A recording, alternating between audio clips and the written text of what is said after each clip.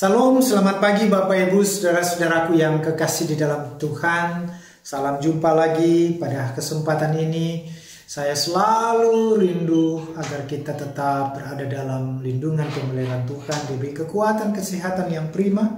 Dan karena itu saudara-saudara, biarlah kita selalu juga mau memuliakan Tuhan dalam kesempatan yang Tuhan berikan. Karena itu dalam rehat pada hari ini, Selasa 6 Oktober 2020, mari kita berdoa sebelum kita membaca dan merenungkan firman-Nya. Kita berdoa. Pagi ini kami datang kembali kepada-Mu Tuhan, kami mau memuji membesarkan nama-Mu. Dan biarlah apa yang kami buat ini menyenangkan hati Tuhan, dan ajarlah kami selalu Tuhan untuk tidak melupakan Tuhan dalam seluruh aktivitas hidup kami. Biarlah firman ini menggugah kami semua, sehingga kami mampu untuk menjadi pelaku firman itu dalam kehidupan kami. Inilah doa kami dalam nama Tuhan Yesus, kami datang berdoa kepada-Mu. Amin. Saudara-saudaraku yang kekasih dalam Tuhan, firman Tuhan pada pagi hari ini terambil dari surat 2 Korintus 5 pada ayat yang ke-11 hingga ayat yang ke-21. 2 Korintus 5 ayat 11 sampai 21. Demikian sabda firman-Nya. Pelayanan untuk pendamaian. Kami tahu apa artinya takut akan Tuhan. Karena itu kami berusaha meyakinkan orang. Bagi Allah hati kami nyata dengan terang, dan aku harap hati kami nyata juga demikian bagi pertimbangan kamu. Dengan ini kami tidak berusaha memuji-muji diri kami sekali lagi kepada kamu, tetapi kami mau memberi kesempatan kepada kamu untuk memegahkan kami, supaya kamu dapat menghadapi orang-orang yang bermegah karena hal-hal yang lahiriah dan bukan yang batinia. Sebab jika kami tidak menguasai diri, hal itu adalah dalam pelayanan Allah. Dan jika kami menguasai diri, hal itu adalah untuk kepentingan kamu. Sebab kasih Kristus menguasai kami. Karena kami telah mengerti bahwa jika satu orang sudah mati untuk semua orang, maka mereka semua sudah mati. Dan Kristus telah mati untuk semua orang, supaya mereka yang hidup tidak lagi hidup untuk dirinya sendiri, tetapi untuk dirinya yang telah mati dan telah dibangkitkan untuk mereka. Sebab itu kami tidak lagi menilai seorang juga pun menurut ukuran manusia. Dan jika kami pernah menilai Kristus menurut ukuran manusia, sekarang kami tidak lagi menilainya demikian. Jadi, siapa yang ada di dalam Kristus, ia adalah ciptaan baru, yang lama sudah berlalu, sesungguhnya yang baru sudah datang. Dan semuanya itu dari Allah, yang dengan perantaraan Kristus telah mendamaikan kita dengan dirinya, dan yang telah mempercayakan pelayanan pendamaian itu kepada kami. Sebab Allah mendamaikan dunia dengan dirinya oleh Kristus dengan tidak memperhitungkan pelanggaran mereka. Ia telah mempercayakan berita pendamaian itu kepada kami. Jadi kami ini adalah utusan-utusan Kristus. Seakan-akan Allah menasihati kamu dengan perantaraan kami. Dalam nama Kristus kami meminta kepadamu, berilah dirimu didamaikan dengan Allah. Dia yang tidak mengenal dosa telah dibuatnya menjadi dosa karena kita, supaya di dalam Dia kita dibenarkan oleh Allah. Sampai sedemikian jauh pembacaan firman Tuhan, Ibu Bapa. Yang berbahagia adalah kita semua yang membaca serta mau merenungkan firman-Nya. Saudara-saudaraku yang kekasih di dalam Tuhan, dari seluruh perikop ini kita diarahkan oleh satu tema, jangan salah menilai. Jangan salah menilai. Ibu bapak, saudara-saudara yang saya kasihi di dalam Tuhan, orang-orang dunia terkadang acap kali menilai seseorang itu dari penampilannya, dari hartanya, dari gelarnya, dari popularitasnya, dari pangkatnya, dari kedudukannya, dan selalu itu menjadi sebuah katakanlah acuan dalam menilai seseorang. Dan terlalu banyak kita melihat dari sisi luarnya saja. Dan penilaian itu mungkin pada satu sisi ada benarnya. Tapi apakah itu yang menjadi ukuran dalam menilai seseorang lebih jauh? Tentu tidak. Sebab yang menjadi ukuran yang terpenting dalam menilai seseorang itu adalah karakternya, wibawahnya, ataupun pribadinya, keteladanannya yang sungguh-sungguh sesuai dengan apa yang dikehendaki oleh Tuhan. Dalam bahasa Alkitab dikatakan takut akan Tuhan. Nah, karena itu saudara-saudara, bagian firman Tuhan ini mau mencoba untuk membicarakan tentang bagaimana keberadaan Paulus itu sendiri. Jujur saudara-saudaraku, banyak orang merasa sangat-sangat tidak simpati terhadap Paulus ketika Paulus itu diutus untuk menjadi alat Tuhan dalam memberitakan pekabaran Injil di tengah-tengah dunia itu. Apalagi di daerah-daerah yang pernah mendapatkan apa yang dinamakan perlakuan yang tidak adil ataupun yang menyengsarakan dari perbuatan-perbuatan Paulus.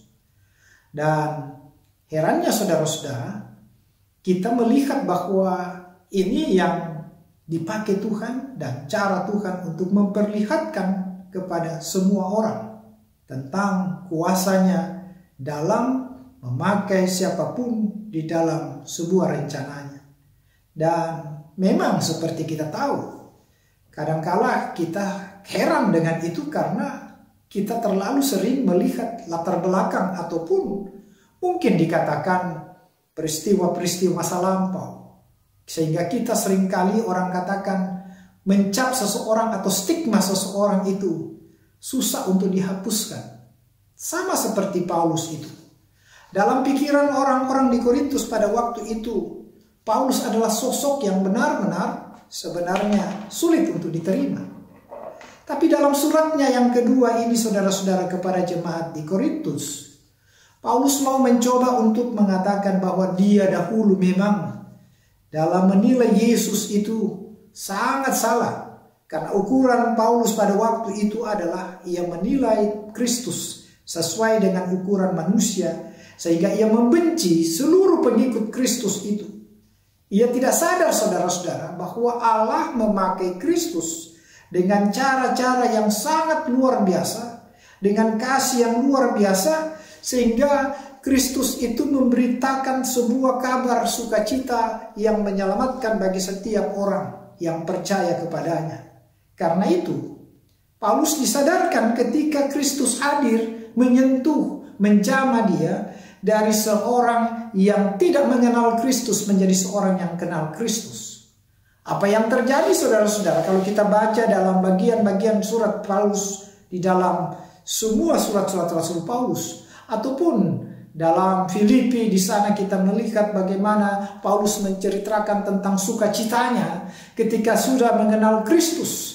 Bukankah kita mengenal bahwa Paulus sungguh-sungguh menyatakan bahwa sebelum ia mengenal Kristus ada kebanggaan dalam keberadaannya. Tetapi ketika dia mengenal Kristus, ia menganggap itu semuanya sampah. Karena itu dalam bagian ini saudara-saudaraku, Paulus kurang lebih mengungkapkan kepada kita, bahkan mengajak setiap orang untuk menilai Kristus itu dalam konteks spiritual yang dalam. Atau dengan kata lain, dalam keimanan yang sungguh-sungguh, ia mengajak setiap orang percaya itu agar sungguh-sungguh mengedepankan pikiran Kristus itu di dalam kehidupannya. Karena kalau tidak, maka kita akan sama seperti Paulus sebelumnya. Yang gampang menilai, menyikapi segala sesuatu berdasarkan apa yang dia lihat. Ia tidak menilai dalam sebuah pikiran-pikiran yang terdalam dari karya Allah itu. Karena itu, Paulus sadar betapa sulitnya orang menerima dia sebagai utusan Kristus. Karena ia punya masa lalu yang jelek, yang jahat. Namun, hal itu tidak membuat Paulus untuk mundur. Tapi ia mau untuk menyatakan kepada kita semua tentang apa yang harus diyakini orang di dalam hidupnya. Tidak lain adalah hidup baru.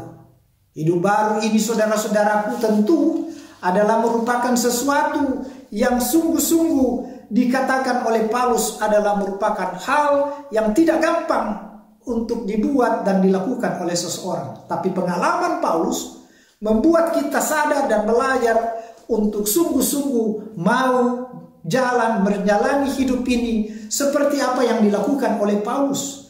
Hidup baru ketika kita sudah mengenal Kristus, kita hidup baru meninggalkan hidup lama. Itu bukan berarti bahwa kita harus sama persis seperti Paulus atau bagaimana, tetapi yang dimaksudkan oleh Paulus sini adalah kita memiliki kesamaan karakter seperti yang Kristus telah ajarkan kepadanya. Itu sebabnya saudara-saudaraku yang kekasih di dalam Tuhan, kalau Allah telah membaharui Paulus dan juga membaharui setiap orang percaya di dalam iman, maka Allah juga menginginkan saudara dan saya agar kita membersihkan hati kita dari segala pikiran-pikiran yang tidak menguntungkan kita, pikiran-pikiran yang menyesatkan. Sebab tujuan pembaharuan yang dimaksudkan oleh Paulus itu menjadi manusia baru itu adalah menjadi ciptaan Allah yang melaksanakan dan menyelenggarakan seluruh kehidupan ini ke arah kemuliaan Allah dan menghadirkan damai sejahtera di dalam kehidupan secara bersama dengan siapapun yang kita jumpai. Itu sebabnya Paulus selalu mengajak saudara dan saya, mari bukalah dirimu, bukalah hatimu, agar kita selalu sama seperti Paulus, mau menjadi percontohan di dalam kata dan perbuatan bahwa kita adalah orang-orang yang telah dibenarkan, yang telah bertobat dan mau hidup di dalam pembaharuan yang sesungguhnya. Terpujilah Kristus, haleluya, amin. Mari saudara-saudara kita angkat pujian dari Kidung Jemaat 392 ayat yang pertama, ku berbahagia.